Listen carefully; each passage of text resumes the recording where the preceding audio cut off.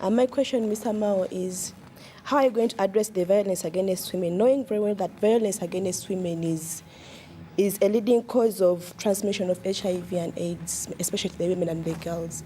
Because you've addressed the rape part of it, but we've seen women being battered by their husbands. We've seen women being inherited by their in-laws after their husband's death, being deprived of their properties because the husband is dead, and we've seen them being discriminated just because they've been found to be HIV positive. So how are you going to really address that violence?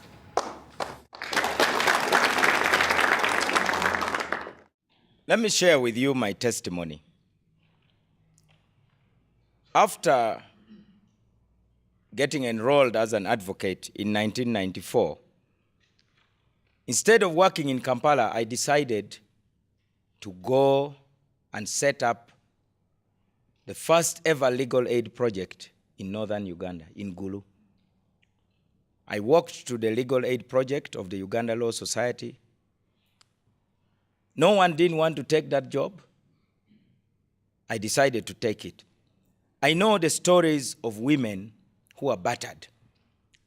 Now, leaders need to speak out about breaking the silence.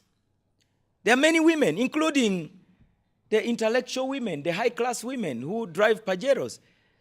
They are beaten up by their husbands, but you know, they put on makeup and wear big dark glasses to hide the bruises. Now, if someone with a PhD cannot talk, do you really expect the village woman to talk? So I hope, as president, I will be able to empower women to speak out. Secondly, how do you empower women to speak up? You empower women to speak out using role models. Not in the sense of breaking homes and so on, but it is important that the government should support these campaigns that NGOs are supporting. The government should be seen to be supporting the campaigns that allow women to speak out. There are cases where men take it for granted that if there is HIV in the home, then the woman must be the one who is to blame. I don't know what puts it into the heads of the men, but whatever it is, the men seem to be lacking in scientific appreciation. Thirdly, we need to enforce the criminal law. It is a crime to beat up your wife. It is as simple as that. But also, the legal process is too long.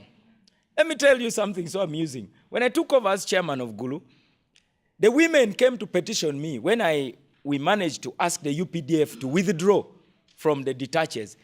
We found that the women preferred the rough justice of the soldiers.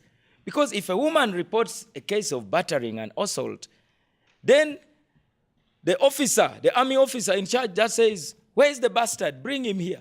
They bring him and whip him, beat him up and say, "Go home and don't do it again." Now with the police, they take statements for 2 weeks. Another 3 months investigation. And then they start asking the woman should facilitate them for transport. So women are getting a raw deal from the justice system. So we will tackle the weaknesses of the justice system so that women can get justice. But more importantly, we also have to tackle the culture. You know, there are those who go around saying, you know, it is honorable to be beaten, you know.